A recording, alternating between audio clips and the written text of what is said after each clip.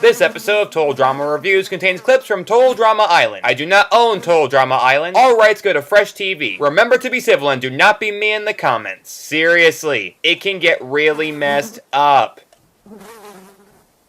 Carpe diem, my name is Ultranatic, and we reach the conclusion of Total Drama Island in this special episode of Total Drama Reviews. This is where I, as a lover of animation and reality shows, look over the show and combine them together the best. And we look over the hour-long special Total Drama Island.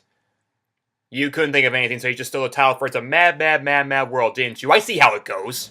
Actually, in all fairness, it's a perfectly fitting title. Because Total Drama, screw it, I'm calling it Total Drama times 4 Island, it'll save time. But this special's plot is completely reminiscent of It's a Mad World. As even though the season is over, the contestants all get one more shot to win some major cash, with a lot of comedic shenanigans getting in between them. Not only is it based on one of the most iconic comedies of all time, but the plot of that movie fits perfectly into a reality competition setting. So does this special live up to its comedic reference? Well, let's close out this season with a bang. This is Total Drama times 4 Island. So it opens with our former campers just hanging out at the Playa de Losers. All in a few different groups, with Gwen, Trent, and LaShawn reminiscing, Jeff and Bridget being the face huggers of couples, and Katie and Sadie just flying over Justin. As soon as I get home, I'm signing up. Did you just say something? He never says something. Yup, after 25 episodes of complete silence, Justin finally gets a speaking part. And not just some throwaway fan service line, no, he has some actual prominence in the episode. Do I think that I ride on my good looks? That I use them to my advantage? Do I think being really ridiculously good looking has given me the upper hand in life? Duh. Well, somebody's chatty. It's just that it's been a long time. Yes, it has. And considering how long that time has been, he's given some long-awaited character. He's shown to be a very self-centered narcissist. You know, the Greek myth character who cared about nothing but his looks. Although here, he uses it a lot more to his advantage, though more on that to come later. And for those of you unfamiliar with Greek mythology, for every narcissist, there is an echo. Or in Justin's case, 2 echoes. As soon as I get home, I'm signing up with 3 modeling agencies. One for my face, one for my body, and one for my knees. You do have great knees. Yeah, if you're like me and hoping this is the tolerable, even kind of funny Katie and Sadie from Hot Campshire. But to their credit, most of the cast gets a proportional amount of screen time. It's not just the Owen, Gwen, and Heather show. And since we're on that topic... Yeah, I did that. What's so funny? Why do I suddenly feel sympathy about her head being shaved? It's a puzzle. Also, how'd her head go from marshmallow shape to jawbreaker shape? It makes no sense, but if the Klingons had their heads transformed like that, I guess anything's possible. We then get some other smaller subplots, including LaShawn sadly putting Harold in the friend zone, Harold trying to rebound with Noah. And that's why beavers shouldn't be considered members of the vermin family. Their skeletal structures are like totally different from rats. Well, let's be fair, Noah would go out with other guys. Hey, who am I kidding? I ship Noah and Emma, they're the best showmans! And speaking of showmans, we get an actual funny subplot where Bridget continuously accidentally injures Jeff. Jeff? It even leads to a hilarious confessional from Jeff. Bridget is really amazing. She's so sweet and pretty and down to earth. I'm afraid she's gonna accidentally kill me by the end of the day.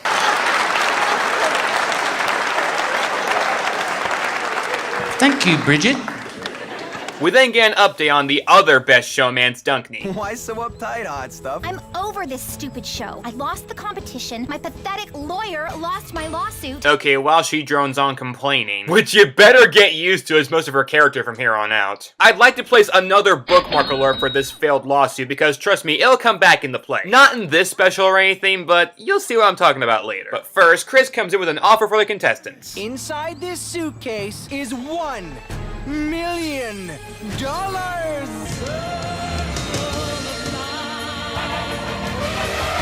We had our PAs make a cardboard check of this awesome new prize. We went through a lot of cardboard to make this! Now that is how you use the animation in this show to your advantage. A check that covers half the island. That'd be way more difficult in live action. So they're making use of the medium of animation. Good on them. Owen, my man, this $1 million could be yours. All you have to do is figure out where we're about to hide it and bring it to the dock of shame before anyone else does. You're telling us that we all have a chance to win $1 million? Yep. And the plot thickens. Owen, of course, loving a challenge, gives up his 100 grand for the chance at winning an extra 0, and... Okay, I didn't know this until I did further research, but remember how the last episode really had 2 endings? One where Owen won and one where Gwen won? Well, fittingly, there's also 2 different beginnings to this special. I swear, I never even knew about that until just now. But sadly, I can't find any footage of this intro except in Russian. So I'll just read a synopsis of what happens in the alternate beginning. What separates Gwen's offer from Owen's offer? Let me just look that up. Hold on. You can't be serious. You really can't be serious. Okay. According to this outline, the difference between Owen's offer and Gwen's offer is that Owen is offered a choice. Guess what that means for Gwen? No, I'm not even kidding. Let me quote word for word what the wiki page states. In her opening, Gwen immediately refuses as she just wants to go home with her original prize. However, Chris reveals that due to the fine print in the contracts that all of them signed, if at any time a higher prize is offered for them to compete for, they have to participate. Okay.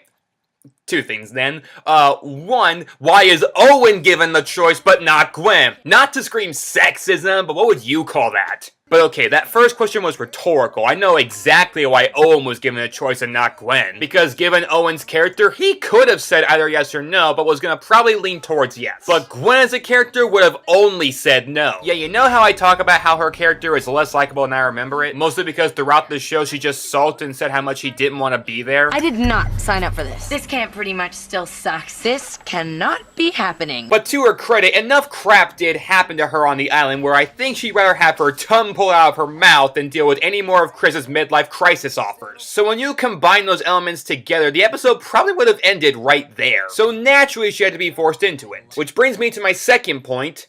Did she have to be forced into it? I mean, kind of like Phobia Factor, I think there are more creative and entertaining solutions to this problem. Like, how about Heather taunt her saying that there's no way she'd find the money anyways? How she'd do even more to make her life miserable when she inevitably lost? Why don't you just give up now? How does it feel to suck so much? Gwen would lose her temper and want to compete just to spite Heather. Okay, that's a bit of a long shot, but at least that could happen. But just forcing the stupid contract excuse shows yet again how lazy the writing is. But thankfully, it's the only contract excuse that we get. I'm not surprised anymore.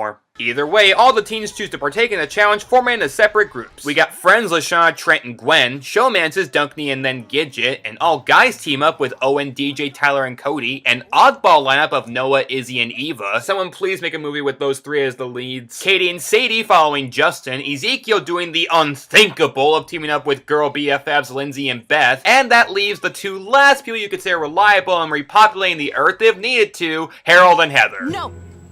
Although both do try joining other groups. Ironically, it's with groups that would least likely ever include them. Let's go get that $1 million! Can I come too? No, you'll slow us down. I am gonna help you find this $1 million. No thanks, Heather. You are nothing without me! All you can think of is bossing us around! Lindsay? Sorry, Hannah. We're not here to make friends. We're here to become celebrities, remember? Two-faced, backstabbing, lying little... And it does lead to another classic Survivor reference. I'd rather stick a tire iron up my butt than team up with you. Well, at least I'm not a big-butted, loudmouth, mall-shopping homegirl. You are not waving your fingers in my face. But don't jump all over me, sweetheart. Don't wave your finger in my face. I will always wave my finger. Reluctantly, Harold and Heather do team up, and the race is on to find the $1 million. And all throughout the day, we get interactions between the other campers. Oh my gosh, Katie. Look at that butt.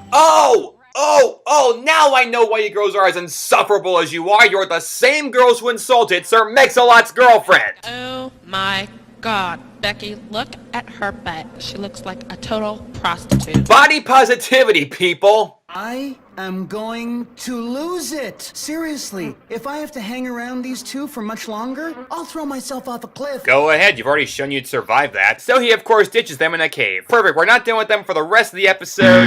Why? They seriously think these two human dog whistles are funny? Actually, that's not fair. You can't hear dog whistles, but these two never shut up! Oh, and then there was that time that you went into the boys' washroom by mistake and totally froze up. Oh my gosh, I'll never forget that. And I had to come in and drag you out. It was the first time I'd ever seen a urinal. Don't you love how much we have in common? Oh my gosh, so love it. Remember that time you had mono and you were stuck in the Dairy Cow bathroom for like 2 hours? Shut up! Shut up! Every second you speak is killing something I used to love inside of me. Will you please just shut up?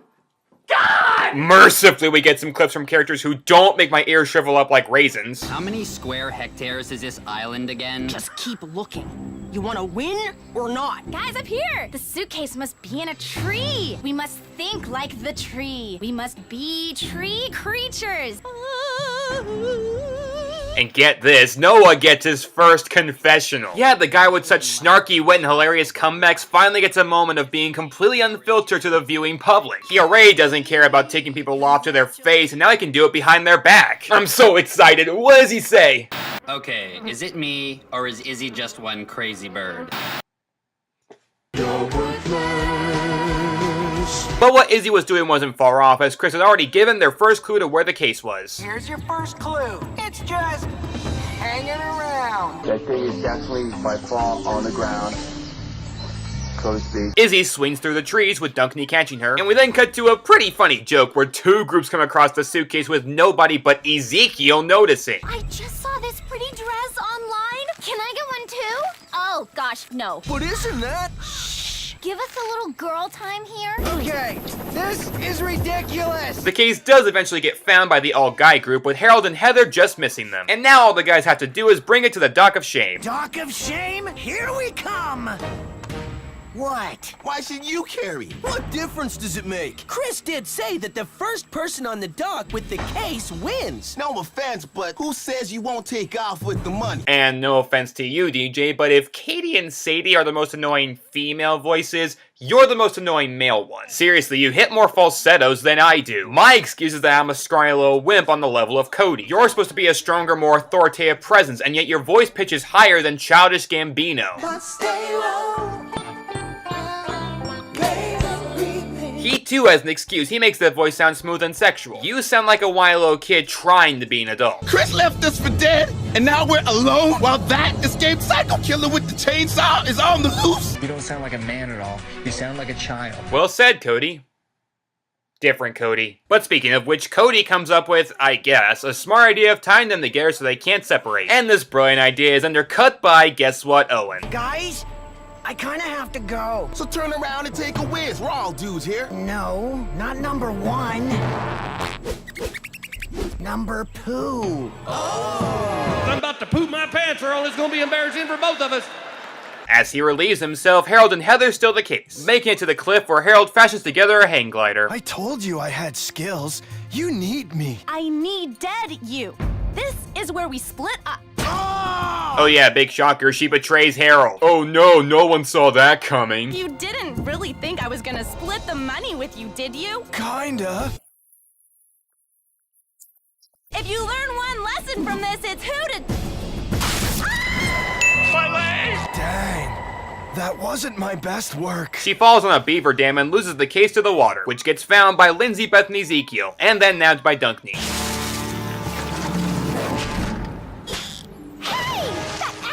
Just took our briefcase! What are alligators doing in Muskoka? Duncan, what are palm trees with coconuts doing in Muskoka? What's a Sasquatch and Aqua doing in Muskoka? What are dozens of other prehistoric hybrid animals doing in Muskoka? What's a horse doing on a spaceship? Mickey, what's pre-revolutionary France doing on a spaceship? Get a little perspective. But Duncan wrestles the alligator, getting him to cough the case back up. Insert big fish joke here. My hero! I've had tougher girlfriends than him.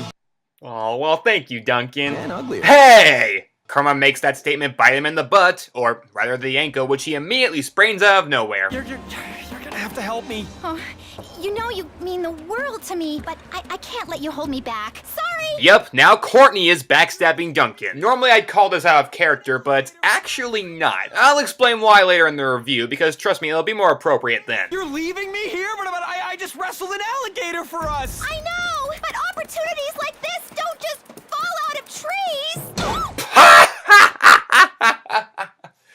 Okay, now this special deserves the title of Total Drama x4 Island because that time is on par with the great epic comedies. Courtney ditches her boyfriend for Wells in an undoubtedly selfish move, but gets immediate comeuppance from, as the Joker puts it, Very poor choice of words.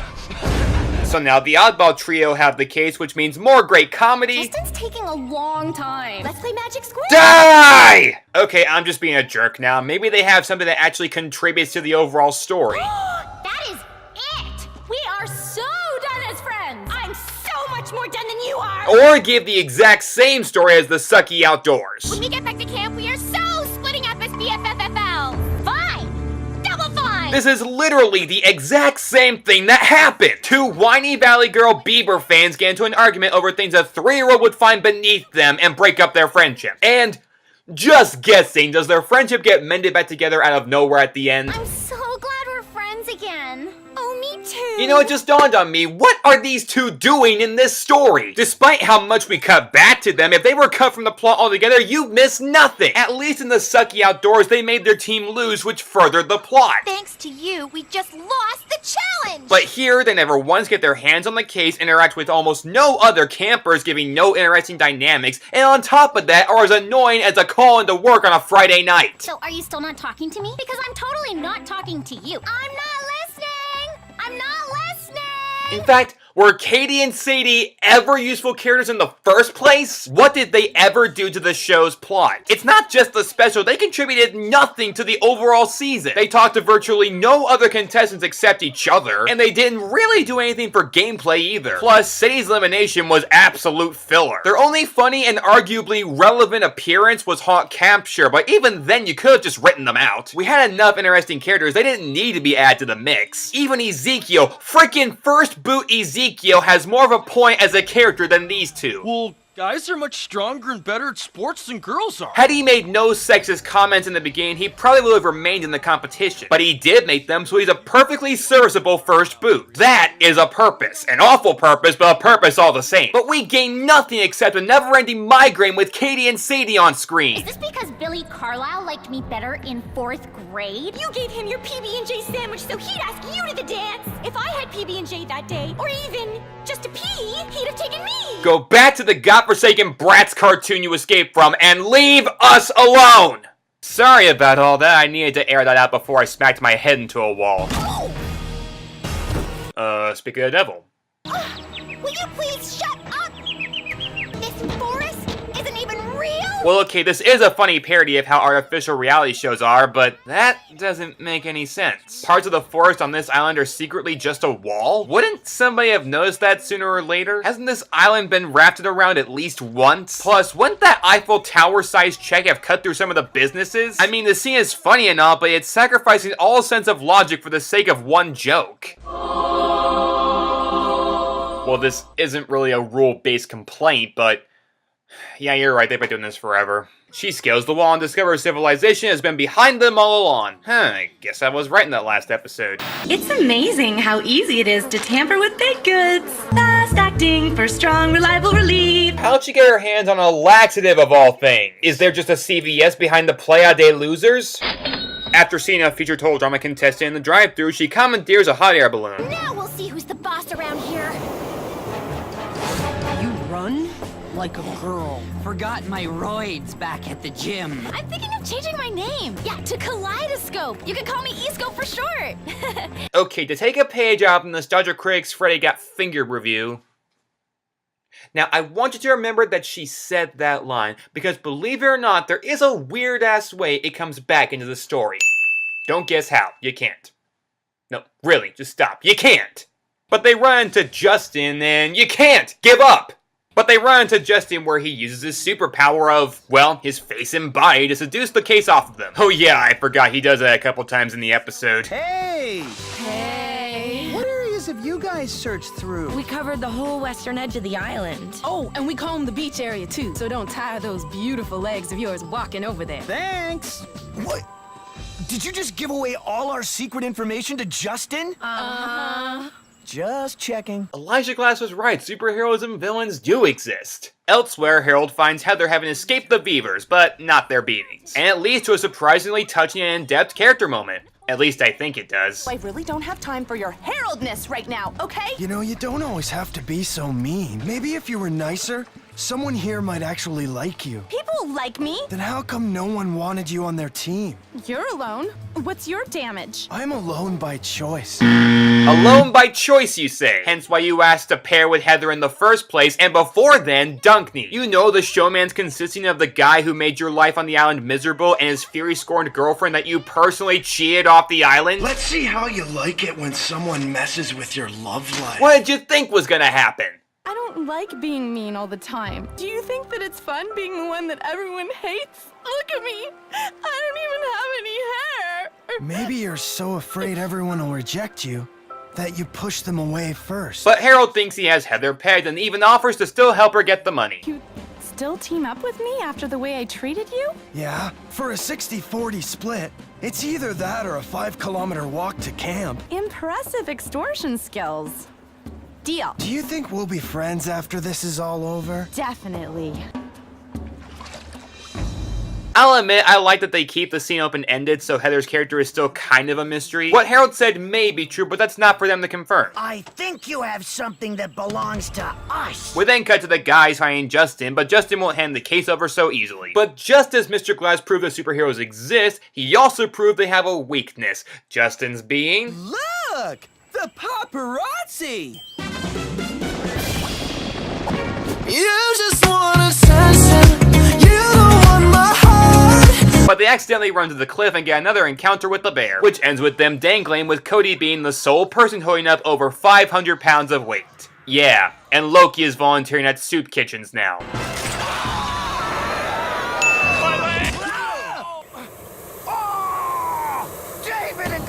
What the? How the falling coincidences did that happen? I mean, Izzy dropping herself on Courtney I can believe. Courtney was following Izzy after all, so they were probably in the same vicinity. But Courtney just happened to be floating by that cliff at the exact moment they were falling? Hey, who am I kidding? I'm just salted because for the first time since I started Total Drama Reviews, I had to deduct from the counter. I'm alive. But if any of them thought Courtney was their angel here to save them...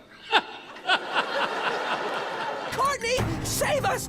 Pull us up! Give me the case, and I will! You wouldn't let us fall to our deaths! Oh, yes, I would! I don't even like you very much! Yeah, remember earlier when she left dunking for the money? Well, those are the seeds of Courtney becoming a new antagonist in the series. Think about it, she was in a pretty good position with her team. Had showmans with Duncan who helped shape her perspective and have a little more fun. And had they won one more challenge, could have merged with a slightly even team division. Until Harold took that away from her, leaving her story unfinished, which she hated. I do not concede!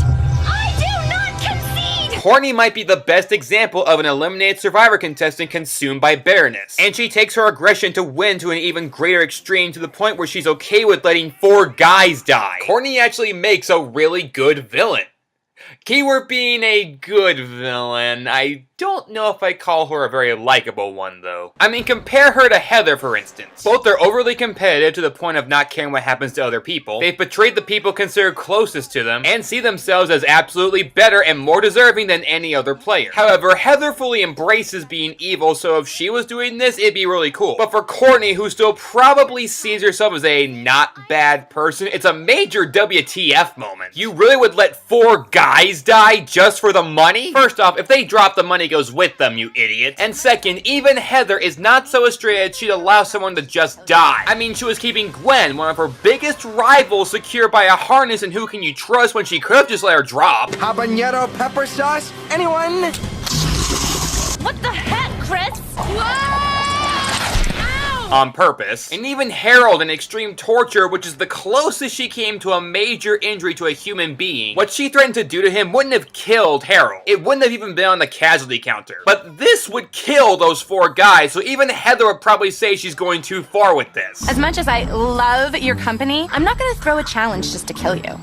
Yet. But they climb to safety while the bear latches onto their microphone cord, and since we're adding animals to this equation, Gidget accidentally upset a moose parent, who chases them and Katie and Sadie back to the campground. The case is almost at the campground. Get your butts in gear, people. Hearing this, everyone tries doubling back to camp. Ironically, some for reasons other than getting the case. LaShawn steals Chef's off-road bike and runs Heather and Harold off the dock of shame with it. This is for calling me a big-butted, loud-mouth, mall-shopping homegirl. She got slapped by beavers earlier, punishment exacted. Also, does Harold deserve this? No. Izzy, Eva, and Noah plan revenge against Justin. Boy, revenge is on the mind more than the money, apparently. And Gidget, Katie, and Sadie run from the moose up the ladder for the pool of green jello.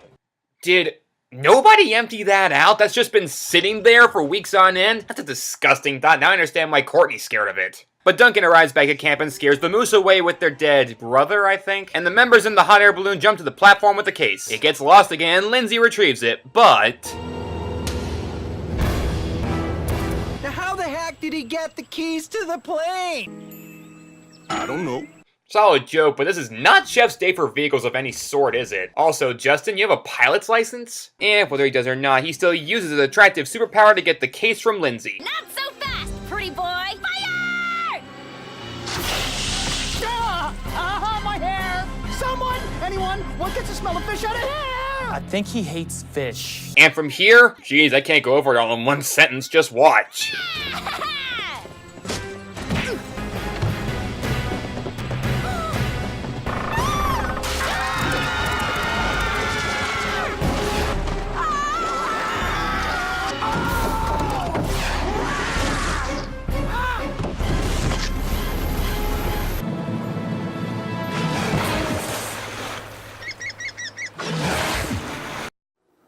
What just happened? So, you lost the case. I didn't want to have to do this, but since none of the 14 of you officially won, you all officially tied, which means that you will all have another shot at winning the $1 million in season 2. Oh yes, Chris McQueen officially declares the end of this season with the announcement for its second. Well, actually, he announced it way earlier. Who will be the next winner? Who will be the next loser? Who will renew my contract for next season? But yes, Harold, Beth, Justin, and everyone who made the merge, minus Eva, are all returning for another season, while everyone else gets the shaft, including an even more pissed off Courtney. Wait a minute! I want to be on season 2! Tut.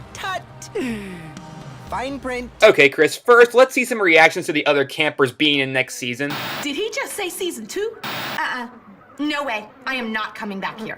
Oh, forget this. I didn't agree to season 2. Actually, you did. It's called the fine print. I hate the fine print. So they don't want to be there, but Courtney does. Just let her join for Hance's sake. Plus, she'd easily bring a lot more drama, but oh, what am I talking about? She's an overall boring personality. She'd do nothing for next season if she was going to be on, which, you know what'll happen. Oh, that is it! If they thought they were in trouble before, they're in huge trouble now! I guess it's more karma since she was going to let the other guys follow their deaths, so it's okay. Wait a minute. Maybe I'm wrong about that, because if she fell from the platform and didn't end up with the people on the dock of shame, where did she fall then?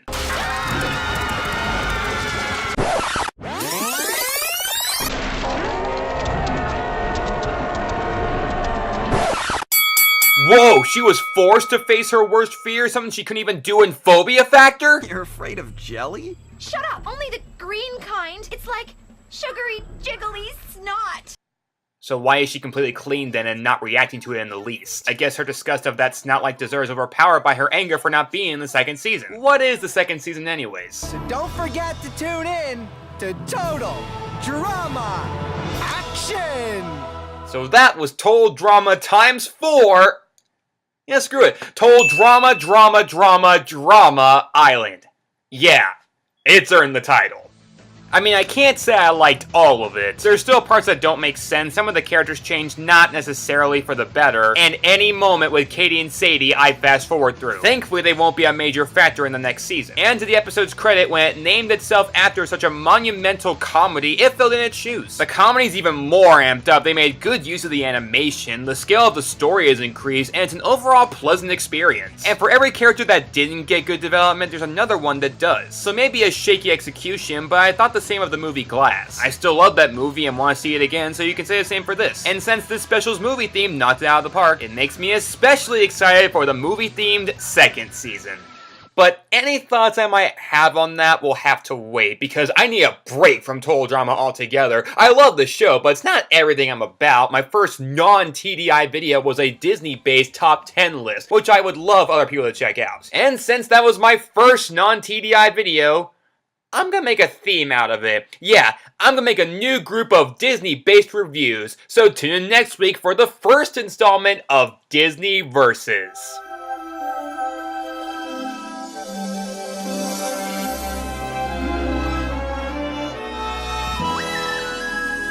What does Disney Versus mean? You'll have to watch the next video to find out. And to start off, I'm gonna take a big risk and dive into the darker side of Disney.